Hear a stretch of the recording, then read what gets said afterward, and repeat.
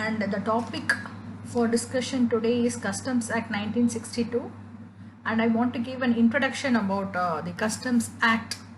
So this act came into existence in the year 1962, and the main thing which we are going to see under this act is customs duty. So what is called as customs duty? It is a form of indirect tax.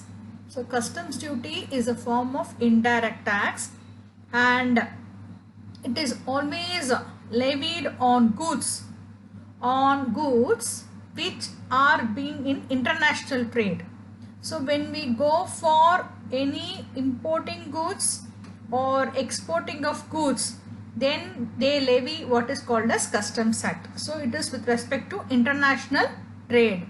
Customs duty, it's a form of duty which is levied on commodity is entering into India or which is moving out of India. So it is levied by the central government. The state government does not have power to levy customs duty. It is purely the central government which levies the customs duty, and when it is levied on import of goods, you call it as import duty, and when it is levied on export of goods, we call it as export duty.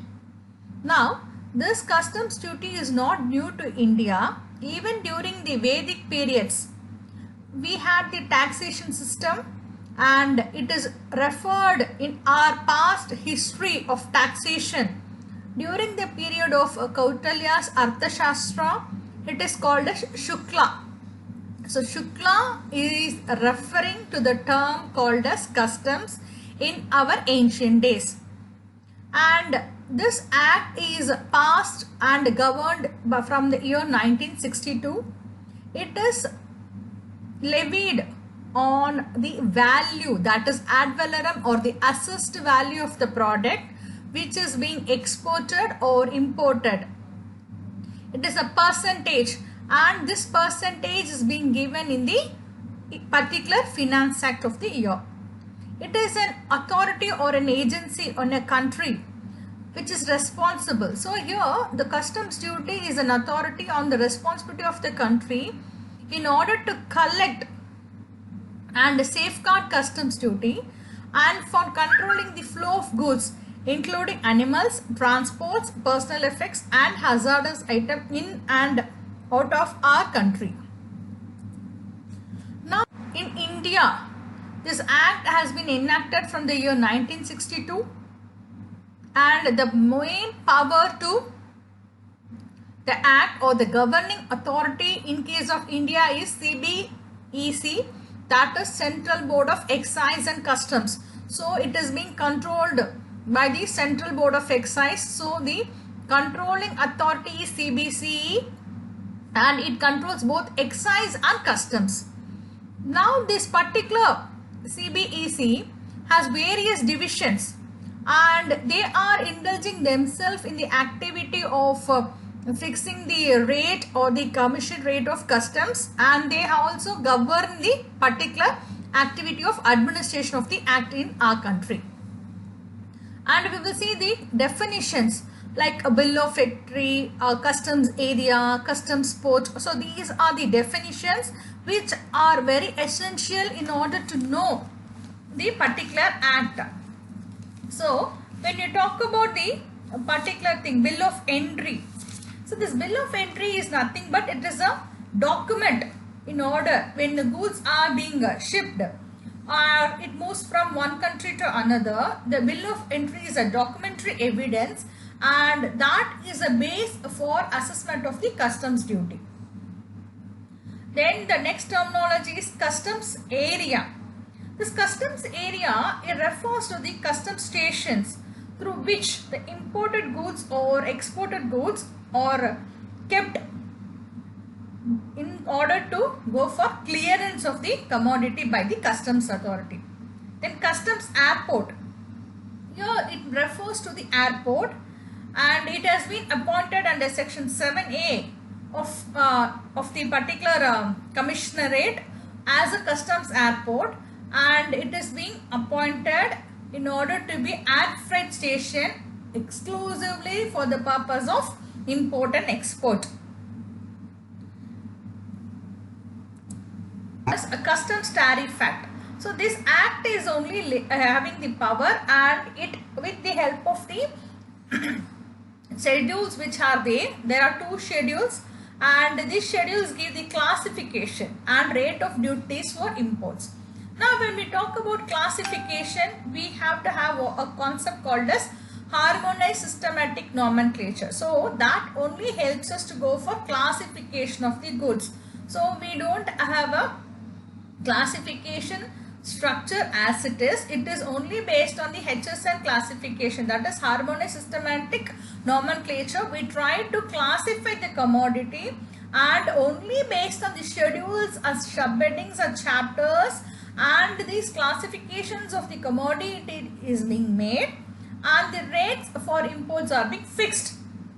So schedule 1 always talks about the duties for imports, and schedule 2 refers to the classification rate of duty for exports.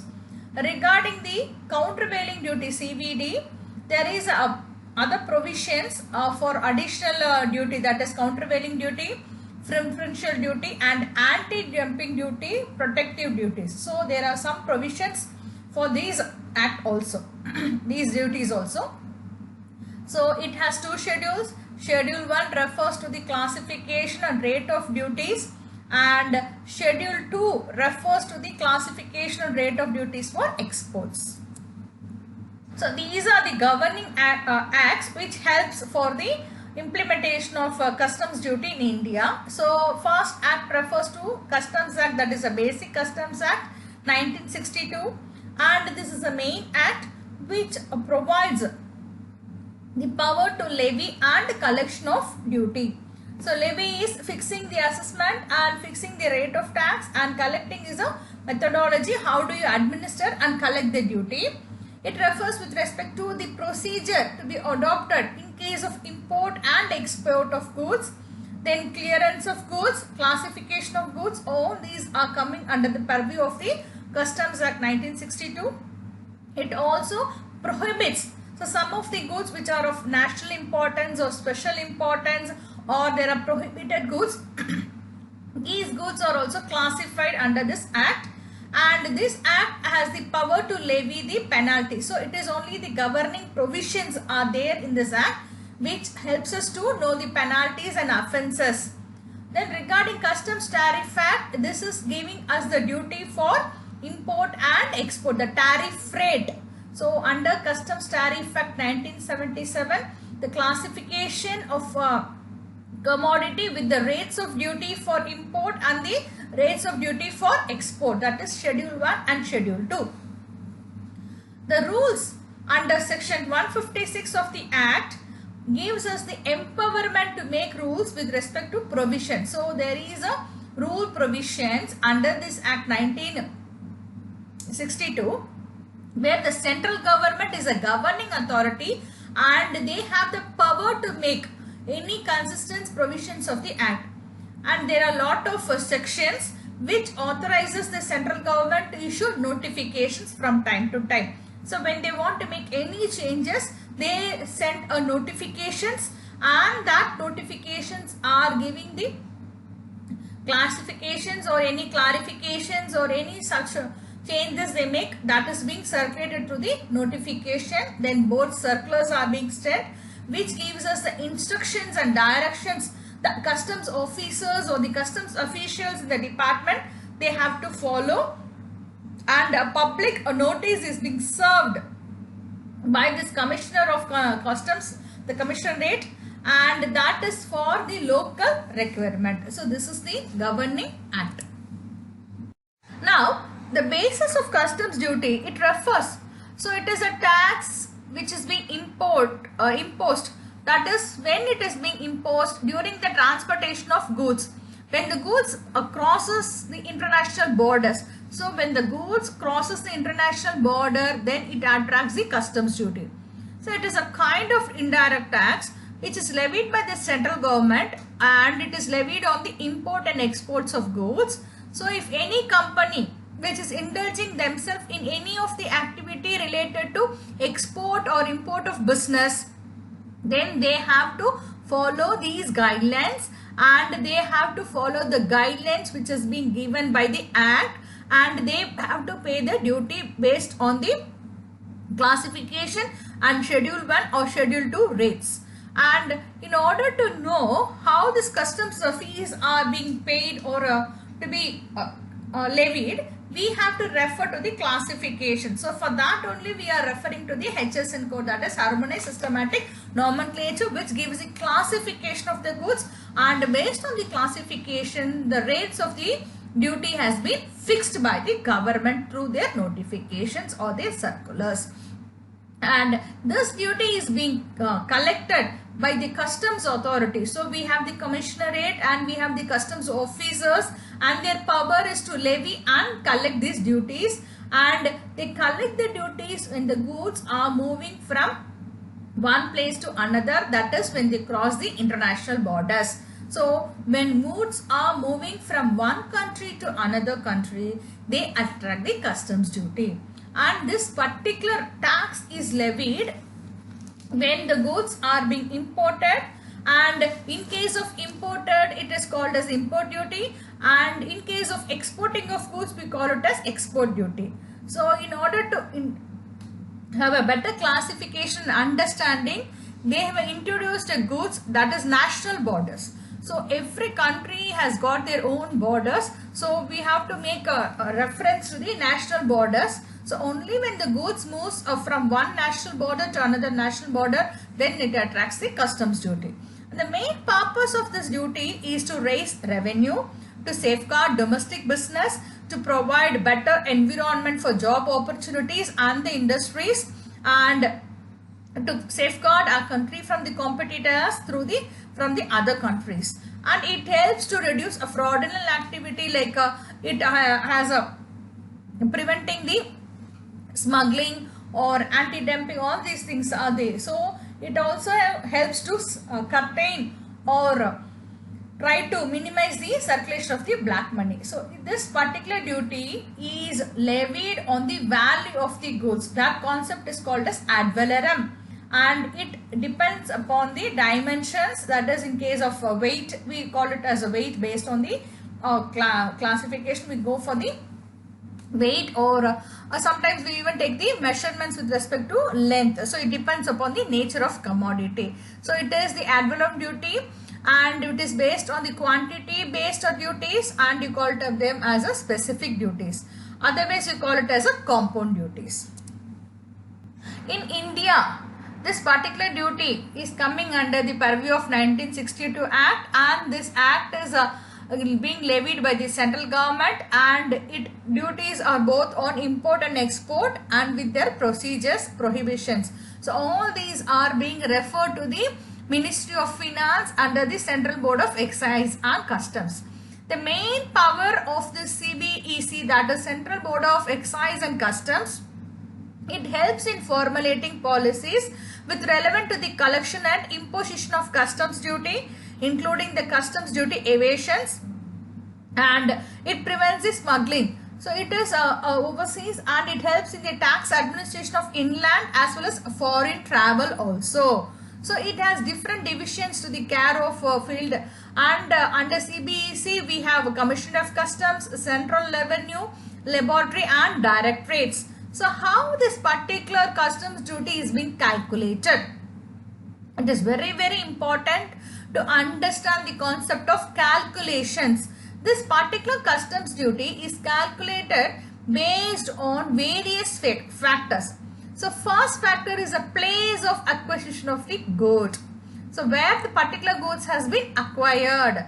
Second is the where the goods are being made, that is manufacturing, place of manufacturing.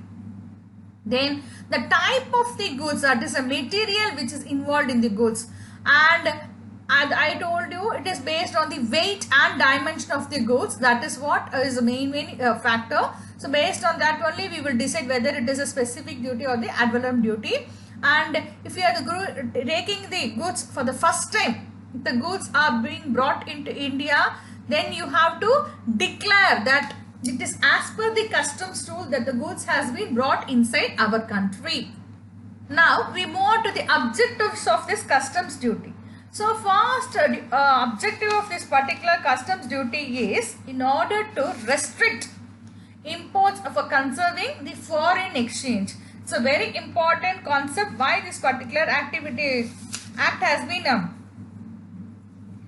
enacted in our country. It tries to promote our inland trade. So for that they are trying to restrict the imports in order to conserve the foreign exchange. So when we look into this, that is the very important concept why the customs duty has been enacted in our country, and they try to restrict, that is your restricting the imports.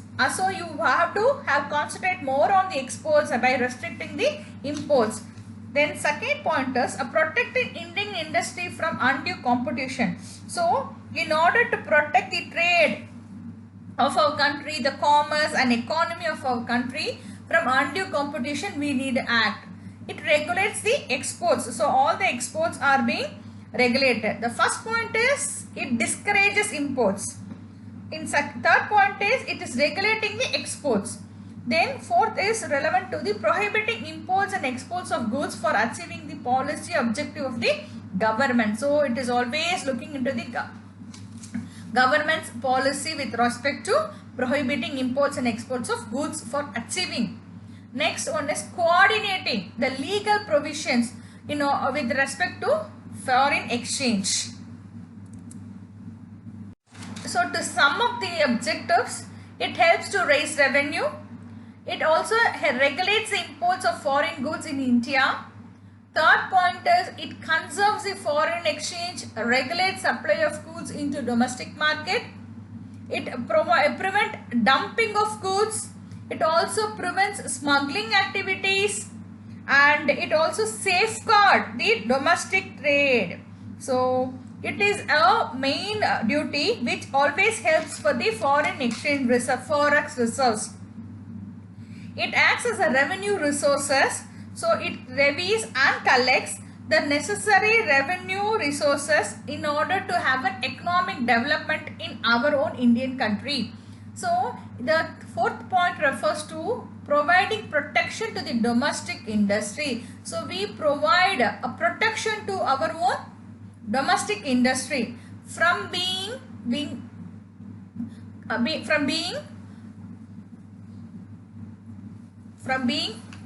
met with the competition from the foreign companies or foreign companies which are coming into our country, so that if they go for manufacturing a commodity from foreign, for example we are importing a commodity and the cost of the commodity is cheap compared to our own commodity which is produced in our domestic market, then people will always naturally buy a commodity which is cheaper at cost. So it protects the domestic industry from foreign competition by restricting importing of selected goods and services. So for that we have an import licensing, there is an import quota and outright import ban on some of the commodities, that is selected commodities and services and not all commodities.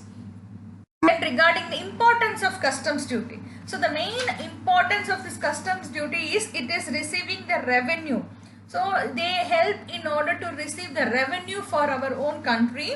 It is protecting the domestic industry. So the sustenance of the domestic industry. The domestic industry brings lot of economic development in the particular locality. It helps to give employment or labor, the better employment opportunity in our own country. So it protects the domestic. So when you have more industry in a particular area, there is a proper development in the particular area. We give employment, there is a revenue given to the households. So in that way they protect the domestic industry. It also reduces the deficit in the balance of trade and the balance of payment. It controls the smuggling activity, or we can even call it as a preventing smuggling activity. It reduces exports and it helps us to get foreign exchange through forex reserves. Now the customs union refers or gives us some of the benefits The main three benefits is it increases in trade flows and economic integration. The main effect of it is free trade agreement, so that it increases trade between member countries. Then they go for trade creation and trade diversion, and it reduces the trade deflection. Main scope and coverage of this act, Customs Act. So this act is helpful for levy and collection of customs duty. It contains various provisions relating to import and export of goods and merchandise, as well as baggage of persons. Then the main purpose of this act is already has been discussed. It relates to the prevention of illegal imports and exports. It try to go for preventing the illegal imports and exports. Then next one is it is extending to the whole of India. Then the two governing acts are Customs Act 1962 and Customs Tariff Act 1975. There are some rules under this act. So first rule is Project Import Regulations. So we refer to that as 1986 Act. Then we have a Provisional Assessment Regulations Act 1963. Then Import Manifest Vessels Regulation Act 1976. Bill of Entry Form Regulations 1976. Then Customs House Agents Regulations 1984. Then Bill of Entry Electronic Declarations Regulations 1995. So these are the things which has been given under the scope of the coverage of the act. And this act gives us the power to grant partial or full exemption from duty. It also prohibits import or export of goods, then notify the list of what are the specified goods which are coming under the purview of the particular act of this. Now the term baggage. So the baggage here refers to section 2 subsection 3 of the act, which means anything, that is anything which is unaccompanied baggage. Here we are referring to baggage which does not include motor vehicles. So baggage means it includes all durable articles imported by a passenger or a member of a crew in his baggage, which is unaccompanied baggage. Suppose if it is dispatched previously or subsequently within the prescribed period. So it does not include motor vehicles. It's very important, we have to refer to it. It does not include motor vehicle or alcoholic drinks and goods imported through couriers. Baggage also does not include the articles which are imported under an import license, which is meant purely for your own use on behalf of the others. That is with respect to baggage. Thank you.